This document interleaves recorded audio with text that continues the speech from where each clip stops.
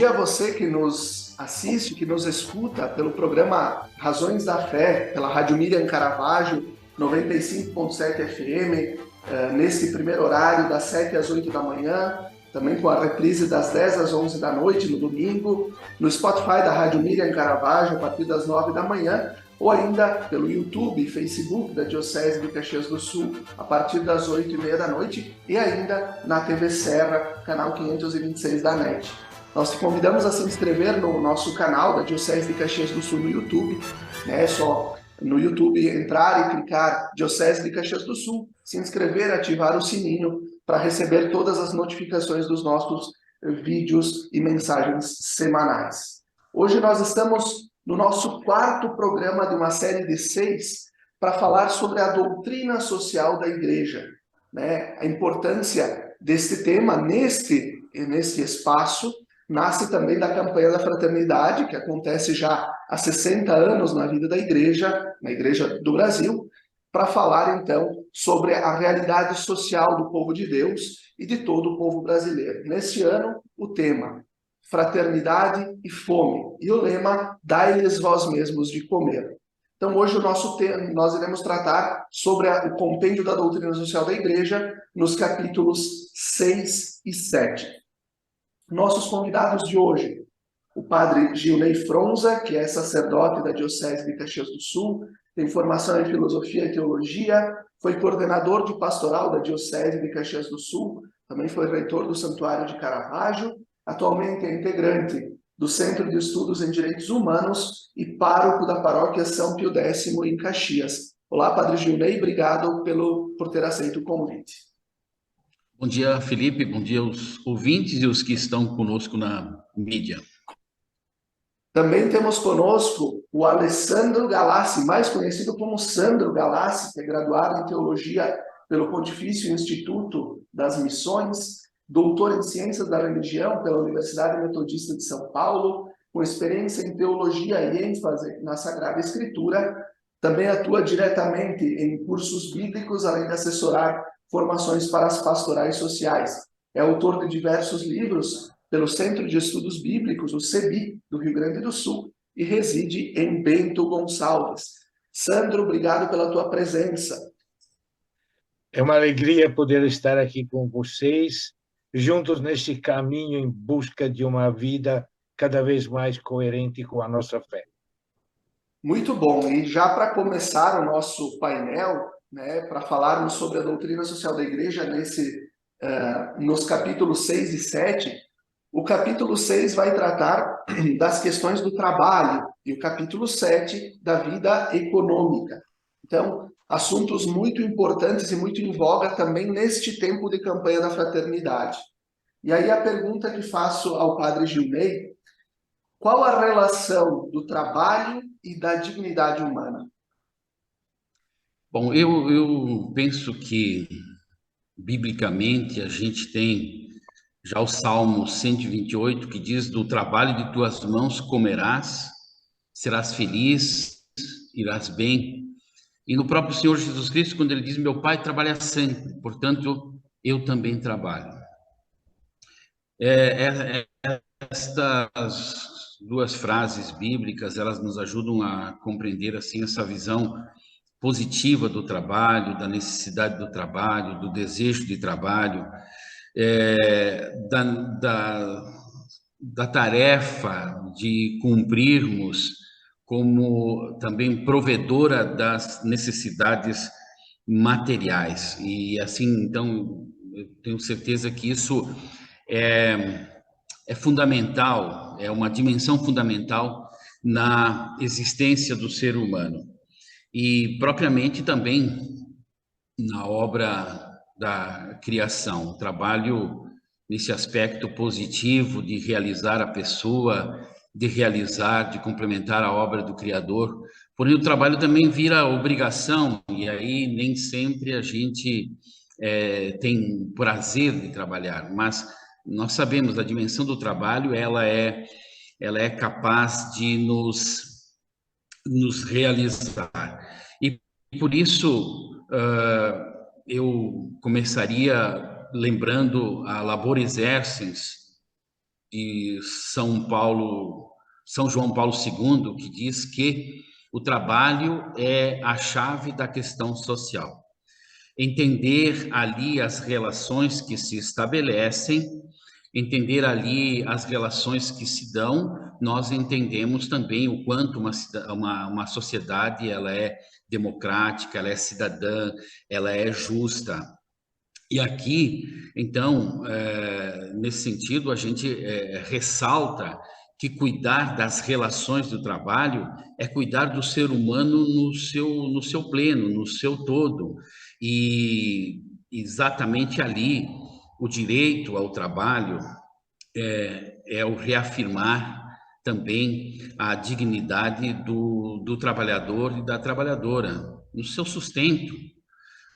Então, tudo aquilo que vem enquanto desemprego, enquanto trabalho escravo, enquanto precarização das relações de trabalho, da perda dos direitos trabalhistas também, provoca uma desfiguração desse que é o elemento chave para o nosso convívio, para a nossa subsistência, para a nossa vida, então, enquanto sociedade. Essa dimensão tão fundamental, tão importante, tão elementar, e que o ensino social dá um espaço generoso. O ensino social, aliás, esta importante e necessária condição da igreja debater esses assuntos, mas nem sempre entendido, nem sempre conhecido e algumas vezes renegado. E quando você mexe nessa questão, trabalho humano e dignidade, você tem uma gama de assuntos que vão desde os assuntos políticos, assuntos sindicais, assuntos salariais, tudo envolve o que é o ser humano e aquilo que ele precisa para viver e coexistir.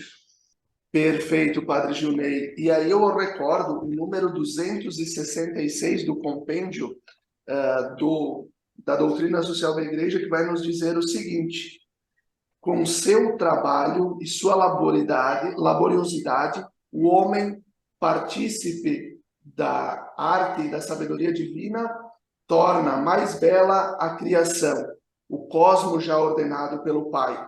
Suscita aquelas energias sociais e comunitárias que alimentam o bem comum, a favor, sobretudo, dos mais necessitados. O trabalho humano tem por fim a caridade, converte-se em ocasião de contemplação e transforma em devota oração, em ascese vigilante e em trépida esperança o dia sem ocaso. Ou seja, o trabalho nos leva também a olhar para o horizonte da fé e ao horizonte da contemplação definitiva do nosso Criador. Ao professor Sandro, o que foi a Rerum Novarum e qual a importância dela para a organização da doutrina social da Igreja, professor? A Rerum Novarum foi a primeira encíclica do Papa Leão XIII nessa época moderna industrializada. Mudou o mundo com o processo de industrialização, sobretudo naquele momento na Europa, não é? Trabalho industrial significava o operariado, significou naquele momento uma exploração muito grande do trabalho dos operários, horários absurdos, pagamentos muito fracos, situação de violência, de opressão, que provocaram reações do movimento operário e do movimento socialista. Não esqueçamos que, na meados do século XIX, 1850 por aí, nós temos o surgimento do marxismo, na leitura mudança, né? Operários do mundo inteiro unam-se em busca dos direitos. A Igreja achou necessário, então, falar. E, pela primeira vez, de forma bem contundente, Leão XIII, na Rerum Novarum, traçou os pilares daquilo que será a doutrina social da Igreja, o trabalho humano, na sua dignidade, a sua importância, o direito do trabalhador, evitando a superexploração, que aliás é uma praga que continua até os dias de hoje, como estamos vendo acontecer nas nossas plagas aqui em Caxias do Sul, não é? Uma clareza que a igreja precisa dizer sua posição em relação ao trabalho, a clareza que o trabalho é mais importante do que o capital, vem em primeiro lugar, que o trabalho é direito do ser humano e por isso é obrigação do Estado cuidar também disso. Mas a segunda coisa que eu acho mais importante foi o compromisso que os leigos da igreja tinham que se envolver nestas questões sociais, nessas questões do trabalho, nessas questões da política, da economia. Não vamos esquecer que, em seguida a isso, a igreja sempre retomou, ao longo dos anos, retomou esses princípios e produziu ações importantes. Eu estou lembrando a Ação Católica Operária, a Ação Católica Estudantil, chamava de Ação Católica, né, que é a presença dos católicos no trabalho. Qual era a nossa posição, nossa contribuição para que a sociedade pudesse caminhar no rumo da justiça e da equidade. Isso foi um grande resultado da encíclica Rerum Novarum e das encíclicas que vieram depois, em seguida, sempre repetindo os mesmos princípios, atualizando cada vez mais ao longo das mudanças que acontecem na história. Né? Ótimo, que bom essa recordação, a recordação e depois também no que o próprio Padre Junei nos trouxe antes, né, do próprio São João Paulo II, que fala do trabalho como a chave essencial de toda a questão social. E juntando as considerações das perguntas iniciais também, Padre Junei, como é que a gente pode construir relações de trabalho mais justas que permitam o respeito ao bem comum e à fraternidade social, como pede também o Papa Francisco na Fratelli Tutti? Agora, é importante dizer também que quando se deu a Revolução Industrial, a visão do Papa Leão XIII foi no sentido de que nós estávamos perdendo os operários, os trabalhadores, porque houve uma mudança também cultural ali. Antes, todo em volta da natureza, todo o trabalho, agora já não mais. As pessoas iam para os galpões de fábricas e tinham jornadas extenuantes. Antes era o sino que chamava, conclamava as pessoas para a reunião. Agora é a sirene da fábrica que conclama os trabalhadores para não mais aquele exercício prazeroso do trabalho, mas um trabalho levado assim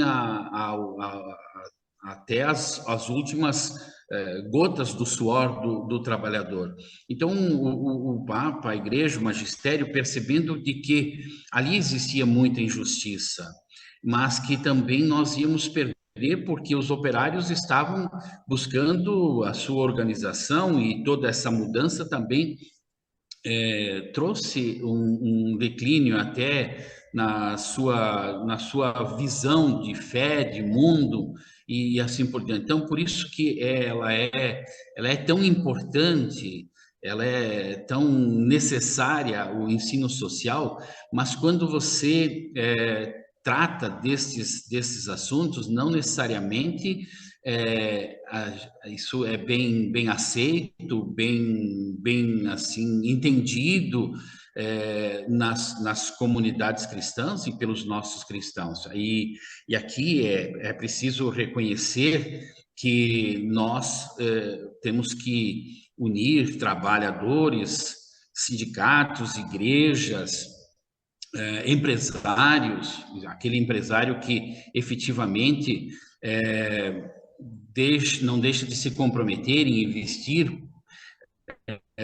e arriscar para garantir o emprego. Então, eu vejo assim que o ensino social, e nesta questão do trabalho, de um modo geral, ele nos convida a estabelecermos um diálogo que deve contar, um diálogo equilibrado, contar com todas as forças, é, exatamente buscando aquele que é um receio também da igreja, a luta de classes, para que a gente possa encontrar uma viabilidade, uma justiça social, uma dignidade nessas relações. E já foi falado bem pelo professor Sandro, onde o lucro e o capital não estejam acima da vida e do trabalho em si, como fonte também de subsistência, de geração de renda, de dignidade da vida. Então, eu penso que esses debates e de que esta organização social em torno do trabalho, aqui também acho que é importante lembrar que, no início, o trabalho foi uma expressão de muita exploração, depois veio buscando os seus direitos, constituindo também ali uma gama de direitos fundamentais, e que depois, no decorrer do tempo, esses direitos também foram se perdendo, e a relevância do trabalho também ficou secundária. Hoje é o consumo que ganha relevância na sociedade, assim, aquela flexibilização dos direitos dos trabalhadores, buscando superar crises, isso se mostrou tão ineficiente. Então, é preciso também aqui nos questionar sobre os fundamentos éticos destas mudanças, dessas escolhas, desses processos de mudança nas leis trabalhistas, dos direitos trabalhistas, porque o Estado propriamente dito, os trabalhadores, os sindicatos e os empresários não podem, assim, sair, cada um tentando resolver os seus problemas, mas é preciso, e aqui o Estado entraria também, capaz de mediar essas relações trabalhistas, cuidando também dessa nossa que é democracia que vivemos, e que ali também precisa ser acompanhada. Eu vejo nesta gama, porque aqui não dá para apontar um ou outro fator, eu tenho assim a necessidade de ir buscando elementos variados para que a gente possa encontrar aqui um caldo cultural, social, que promova a justiça, não a omissão do Estado, que promova um equilíbrio na correlação de forças, que promova uma relevância maior do trabalho humano sobre o capital, e especialmente o capital especulativo. Perfeito, Padre Gilney. Nós assim vamos concluir este primeiro bloco do programa Razões da Fé. Voltamos na sequência.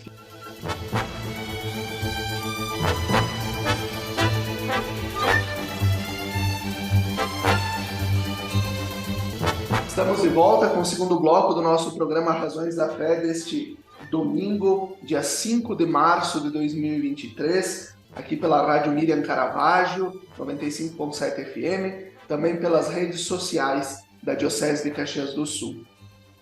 Nós estamos tratando hoje sobre o tema Doutrina Social da Igreja, o olhar eclesial sobre o trabalho e a fraternidade social, acerca dos capítulos 6 e 7 do Compêndio da Doutrina Social da Igreja. Hoje os nossos convidados, o Padre Gilney Fronza e o professor Sandro Galassi. E ao professor Sandro já dirijo essa primeira pergunta do bloco. Qual deve ser, segundo a doutrina social da Igreja, o olhar do cristão sobre os direitos e deveres dos trabalhadores e empregadores no mundo do trabalho? A primeira coisa que queria dizer que, para os cristãos, é doutrina social, e doutrina tem que ser uma opção clara de fé, não é? Mas é muito importante considerar que, a partir de, sobretudo, de Papa São João 23, o discurso dos papas se abriu a todas as pessoas de boa vontade. E a encíclica do Concílio Gaudium Spes também é dirigida a todas as pessoas de boa vontade. Então, é só questão de dever e obrigação dos cristãos, mas é uma questão de humanidade, da humanidade toda. Tem que decidir qual é o papel do trabalho e qual é o papel do empregador, sobretudo neste momento onde os empregadores estão fazendo de tudo para ter menos trabalhadores. Isso é muito importante considerar. São muitas as demissões, são muitas as empresas que fecham.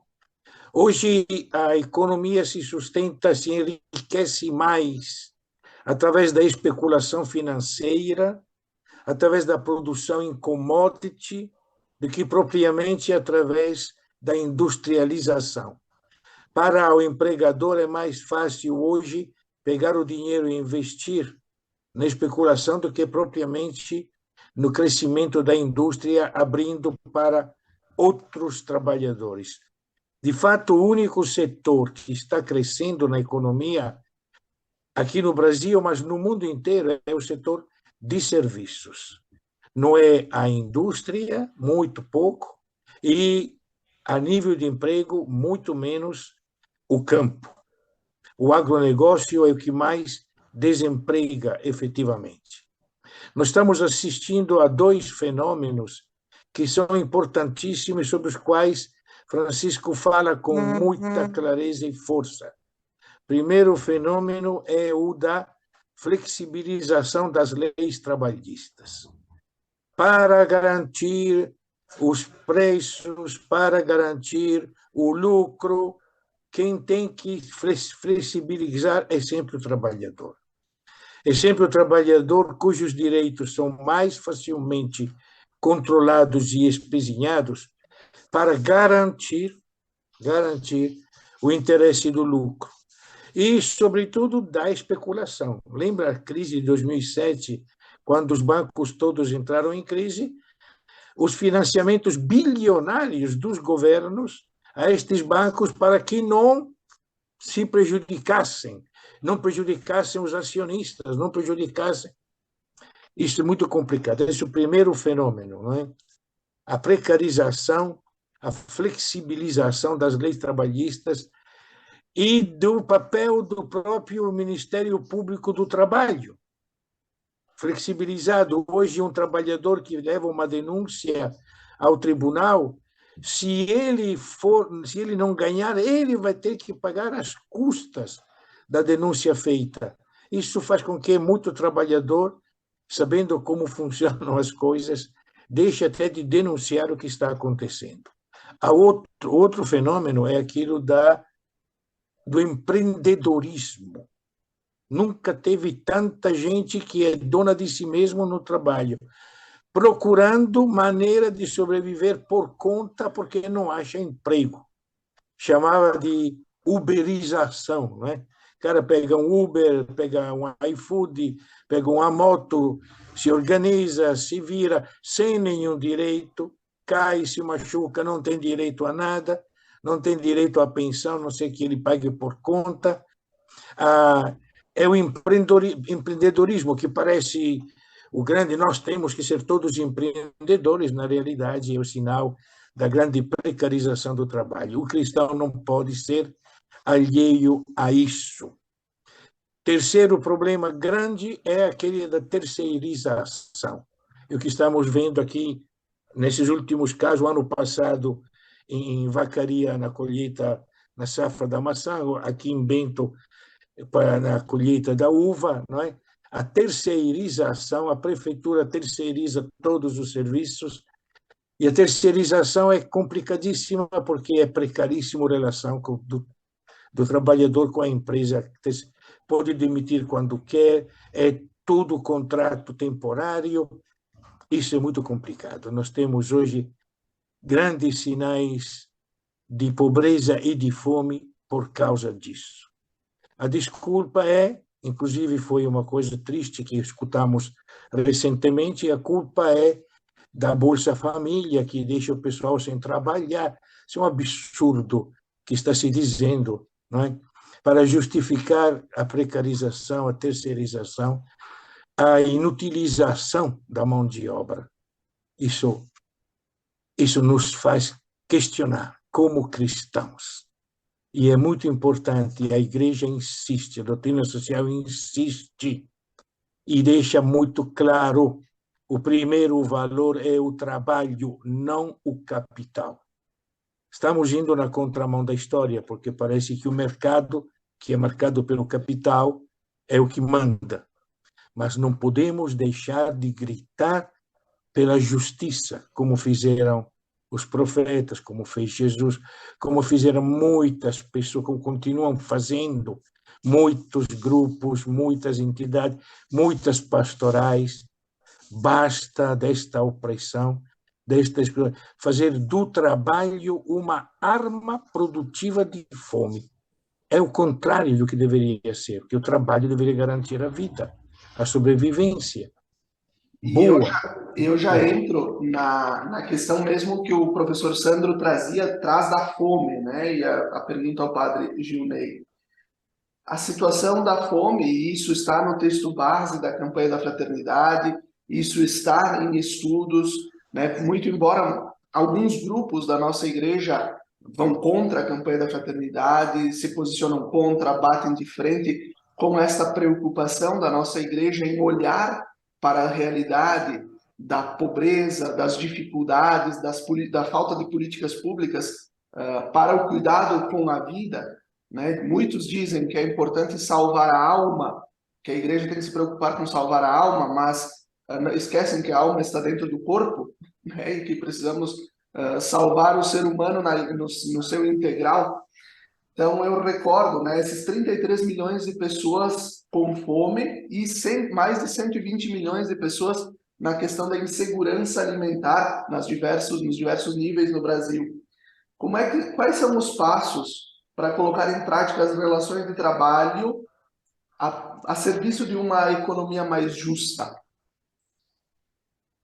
Eu ainda retomo a fala do professor Sandro, que ele fala da precarização, da flexibilização também das leis, tudo isso buscando superar a crise, mas isso tudo se mostrou ineficiente. Então, o que a gente não pode é fugir daquilo que é a lógica da solidariedade e da proteção social.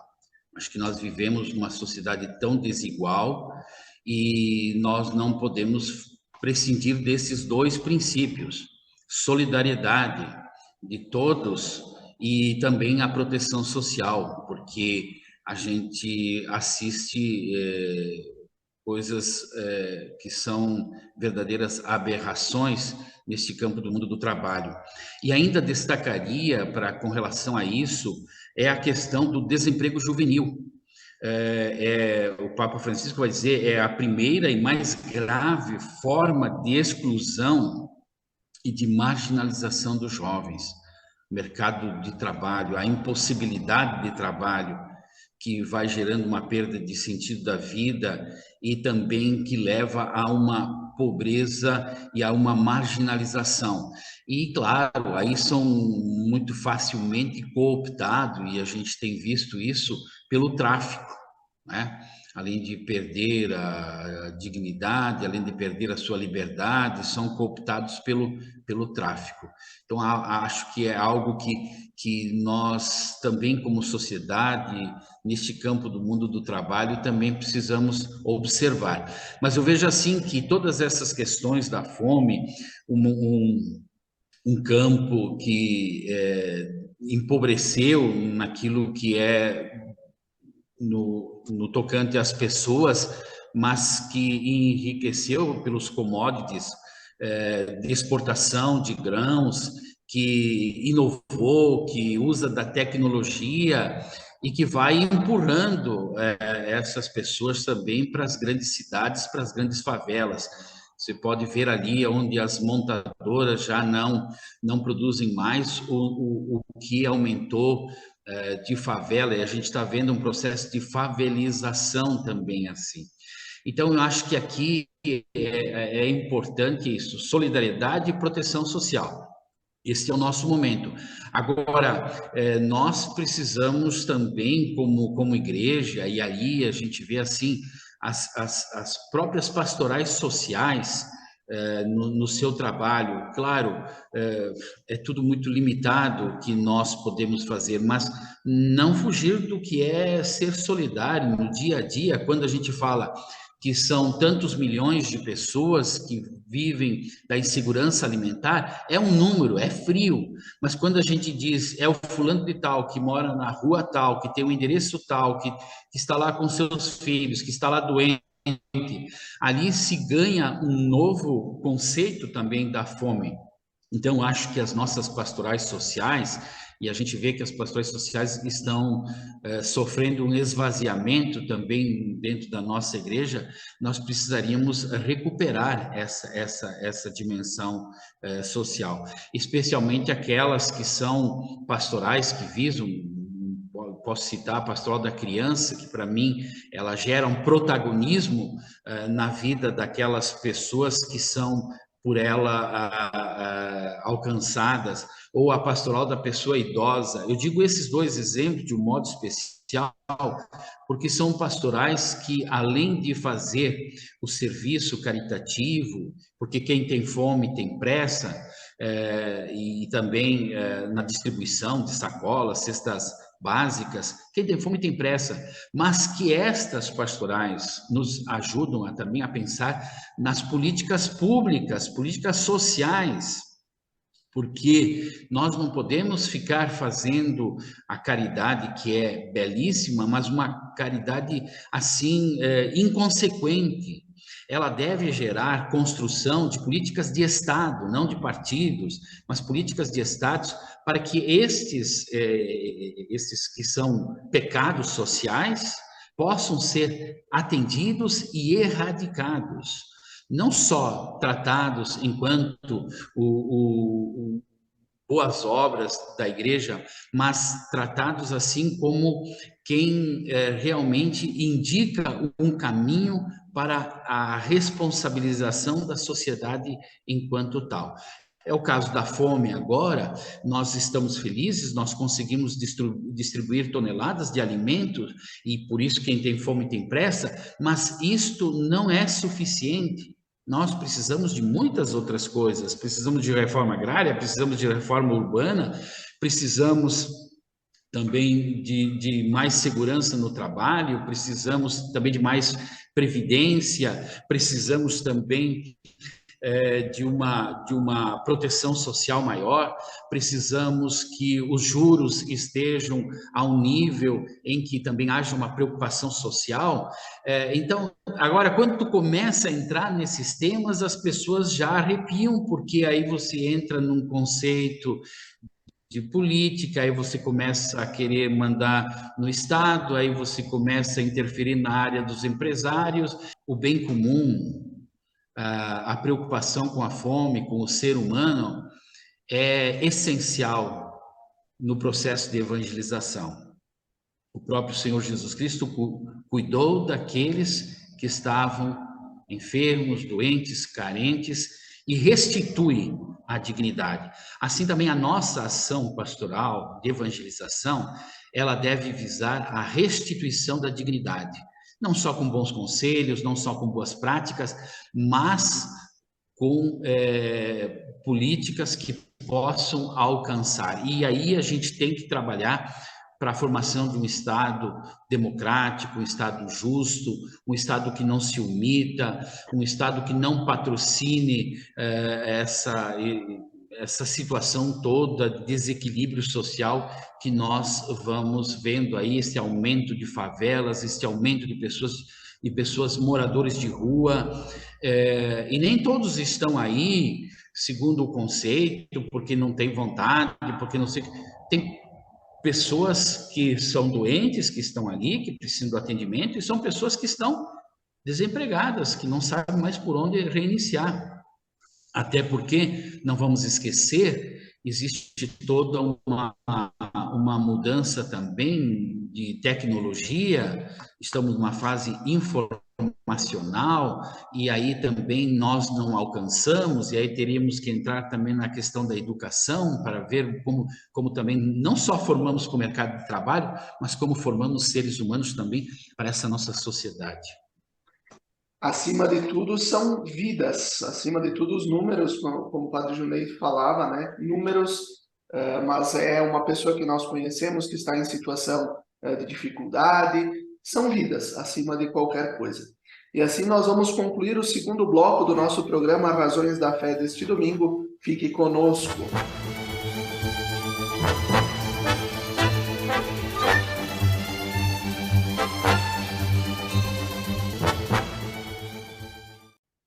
Estamos de volta com o terceiro bloco do nosso programa Razões da Fé deste domingo, dia 5 de março de 2023, com o tema Doutrina Social da Igreja, olhar eclesial sobre o trabalho e a fraternidade social. Hoje os nossos convidados, Padre Gilney Fronza e o professor Sandro Galassi. Padre Gilney, qual a ligação entre as obras de misericórdia corporais, aquelas dar de comer a quem tem fome, de beber a quem tem sede, vestir os nus, né? E a construção de uma economia que permita o desenvolvimento dos povos e do ser humano em sua individualidade? Eu penso que as questões não podem mais passar por um desenvolvimentismo que não pensa também nas questões sociais e ecológicas. Nós temos alguns exemplos que fazem com que as pessoas possam também compreender isso diferente, mas temos a economia solidária, temos a economia que permite a participação dos lucros da empresa, a economia de comunhão, mas eu acho que nós todos estamos vivendo num tempo em que precisamos também ter presente a questão da ecologia e do social. As coisas se estão ali neste emaranhado, elas devem ser tratadas igualmente. E, nesse sentido, vale a pena cuidar de todos os aspectos que envolvem também a saúde pública e a questão do campo, dos agrotóxicos, e vale também para aquelas questões que estão na cidade, envolvendo desde o morador de rua até os que, de fato, definitivamente têm um emprego. Então, eu acho que nós temos que caminhar para uma nova economia. O Papa Francisco diz: esta economia que se baseia simplesmente no lucro, na especulação, é uma economia que mata, que deixa milhares de pessoas sem condições de enfrentar o seu dia a dia. E aí nós precisamos colocar e estabelecer aqueles que são conceitos de solidariedade, de bem comum, de apreço à vida, e isso tudo pode, deve gerar no tempo também uma outra economia capaz de garantir a vida com dignidade das pessoas. Eu tenho certeza que é um tema que nós precisamos avançar, porque mesmo na nossa pastoral a gente consegue ver, quando consegue ver, e consegue estabelecer também critérios para julgar, mas depois no nosso agir nós temos uma dificuldade maior, porque temos que estabelecer diálogo com uma gama maior na sociedade e buscar também, dentro desse processo de novidade, de mudança de época, também um reposicionamento, um conceito diferente também da nossa atuação, né? Diante disso, professor Sandro, o Papa, né, como o Padre Gilney nos recordava agora, o Papa nos propõe pensarmos uma economia diferente, né, uma economia que possa promover a dignidade. Quais são os passos que, então, Francisco nos exige para construirmos a economia de Clara e de Francisco? E como é que a gente pode fazer uma ligação entre ética e economia, ou uma economia que seja ética, né? Como é que a gente pode fazer essa relação? Acho que o padre Ginei já falou quase tudo, mas é bom lembrar alguns pontos fundamentais. Hoje a relação entre ética e economia está muito desgastada. A ética fala da dignidade do trabalho humano, a ética fala da destinação universal dos bens, a ética fala que a propriedade privada só tem sentido se tem sua dimensão social, em si não é absoluta, são princípios éticos fundamentais. A economia está dizendo justamente o contrário. A economia é a lei da nossa casa. E aqui nós entramos em questões extremamente complexas, porque o projeto de casa, de sociedade que subjaz a nossa economia ainda é o da casa grande e da grande senzala. Tem uma minoria que está super rica e é justificado e é legitimado. Lembremos os 128 bilhões de lucro da Petrobras dito ontem, por exemplo, e que esquecem aí os milhões e milhões de gente que está com fome. 1% da humanidade possui 66% do PIB, das riquezas. É uma economia de casa grande e de senzala. Por isso que a escravidão é uma coisa quase que contínua, corriqueira, aumenta constantemente. Pode não ser trabalho escravo, mas é o trabalho reduzido a mero produtor das riquezas de uma pequena minoria que sempre é defendida, que sempre é garantida. Então, a relação entre economia e ética hoje está muito desgastada. Ninguém está levando, a economia não está levando absolutamente a sério a ética cristã. Mas não só cristã, a ética do bom senso humano não está absolutamente levando a sério. Aí a construção que Francisco deixa claro e que provocou muitas reações contra o próprio Francisco. Até Francisco foi chamado de Papa Vermelho, não é? Bom, não tem problema se Jesus foi chamado de Belzebu, né? O nome não interessa, mas é muito importante. Primeiro ponto, o padre Ginei lembrou, é acreditar que esta economia que está aí mata. Mata os pobres, mata a terra. Não dá para separar esses dois polos. Tudo, diz Francisco, está interligado. Pensar numa economia que garanta o lucro às custas da pobreza da classe trabalhadora e, sobretudo, dos desempregados, e às custas da devastação ambiental, da concentração da riqueza e da violência contra as pessoas, isso não se sustenta para um cristão. Então, o primeiro ponto, ter claro, esta economia que está aí mata. E se mata, nós temos que buscar outra. Quais são os passos? Francisco indica claramente os passos. O primeiro passo é de que lado nós estamos. Francisco tem que decidir, e ele faz fisicamente isso. A primeira saída de Francisco foi lá na ilha de Lampedusa, dizendo o drama dos migrantes que buscam trabalho onde tem sociedades mais ricas e que são rejeitados. Ontem tive a notícia que mais de 16 mil mortos nos últimos 20 anos no mar Mediterrâneo. É um cemitério terrível. Então, de que lado a igreja está? Não pode ficar Francisco diz claro que em cima do muro é o lado do diabo. Tem que decidir o lado, e é do lado do pobre. Lembro Dom Pedro Casaldade, na dúvida, fique com os pobres. Isso foi o lado de Jesus, foi o lado de Javé, é lá que nós temos que estar. Segunda coisa, o protagonismo. Francisco fez uma opção que provocou a ira do capital quando começou os encontros com os movimentos populares. Ele já fez 4 destes encontros. Não perguntou se eram católicos ou não católicos, chamou os movimentos populares de todas as matizes, movimentos feministas, movimentos negros, movimentos camponeses, movimentos operários, europeus, asiáticos, africanos, latino-americanos.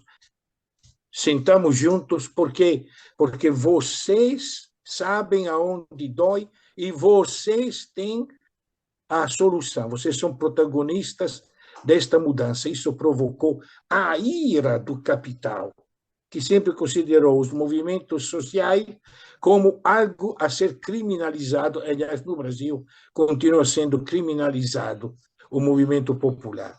Então, isso que é muito importante e que as nossas igrejas deveriam aprender a fazer a partir das nossas dioceses. E depois a clareza de uma economia solidária, ecológica, de uma economia onde a distribuição dos bens corresponda também à luta pela justiça.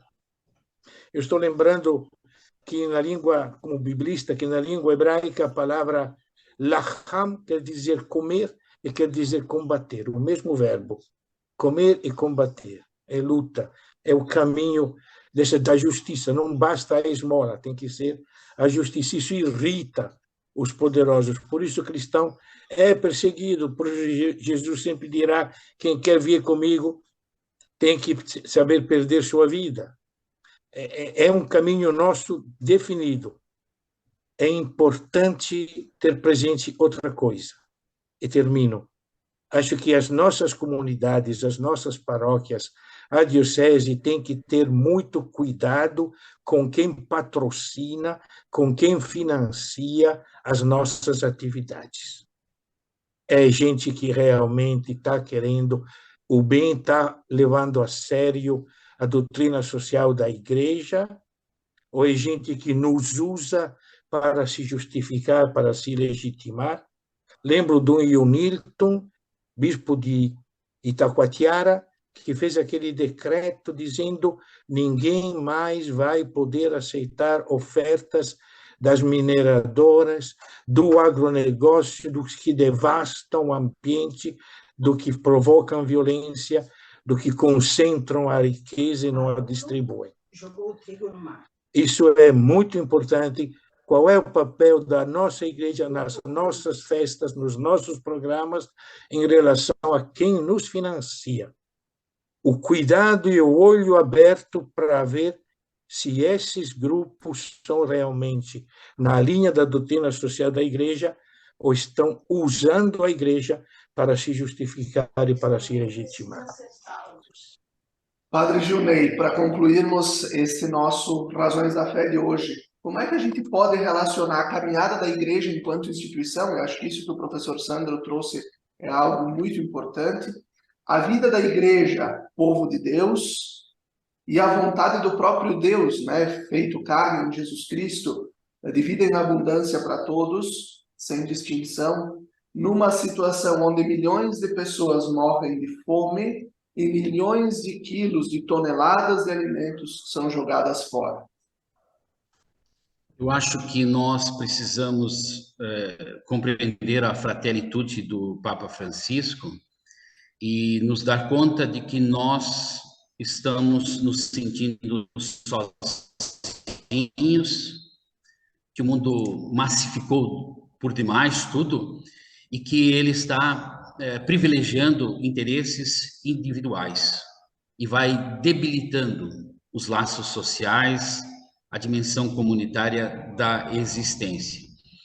Que nós crescemos em muitos aspectos, mas ainda somos analfabetos no acompanhar, no cuidar, no sustentar os mais frágeis, os mais vulneráveis, da nossa sociedade desenvolvida.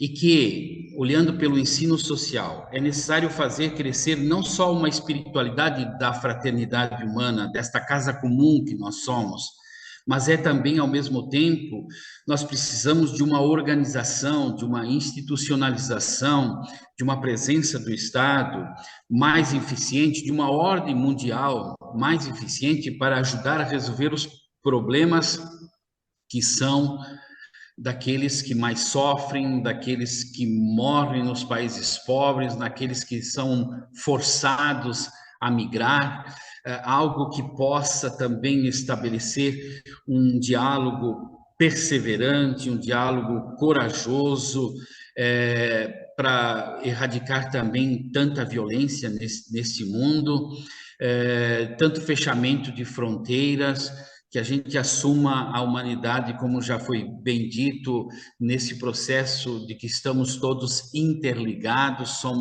somos responsáveis pela fome que existe aqui, pela fome que existe no mundo, pela guerra que existe, pela violência que existe aqui, pela guerra que existe na Ucrânia e tantos outros lugares. Eu penso que nós precisamos caminhar para esta consciência planetária, esta consciência maior, mas não descuidar daquilo que é o local, daquilo que é o nosso dia a dia, das coisas da vida que aqui também agridem e que às vezes nós, por omissão, por descuidado, não olhamos muito, especialmente vencendo toda a indiferença. Lembrar bem de que a religião também ela pode ser manipulada, que ela também pode ser instrumentalizada. Lembrar também de que o alimento, as necessidades mais prementes do ser humano, elas não podem ser e estar numa sociedade onde tudo vira mercadoria e é tão difícil esse acesso. Lembrar também de que uma boa participação política, uma participação política não de quem ostenta, de quem domina, de quem oprime, mas de quem vê a política como um serviço. São condições necessárias para nós vivermos a prática de Jesus. E dizer que existe os sacramentos e existem as obras corporais, espirituais, mas eu tenho certeza de que o sacramento que Jesus colocou no centro desta que é a doutrina social da Igreja, o sacramento se chamou pobre. Toda sociedade que quer ser mais justa, quer ser mais fraterna, toda sociedade que quer ser mais democrática, tem que começar pelos últimos, tem que começar por aqueles que estão mais vulneráveis, aqueles que estão empobrecidos. Eu acho que ali a palavra é o reino de Deus, que venha o reino de Deus para nós, que se traduz em bondade, em misericórdia, em justiça, em igualdade, porque nós somos todos irmãos e estamos numa casa comum. A preocupação ecológica, a preocupação social devem andar juntos e a justiça deve dar mãos à paz. Como nos lembra o Papa Francisco, na Fratelli Tutti, estamos no mesmo bar, como também ele lembrava, caminhando sozinho na Praça São Pedro, naquela tarde chuvosa do início da pandemia. Estamos todos no mesmo bar. Assim, nós agradecemos professor Sandro, padre Gilney, pela presença no nosso programa Razões da Fé deste domingo, e vamos dando sequência a esta série sobre a doutrina social da Igreja. Muito obrigado a você que nos acompanhou.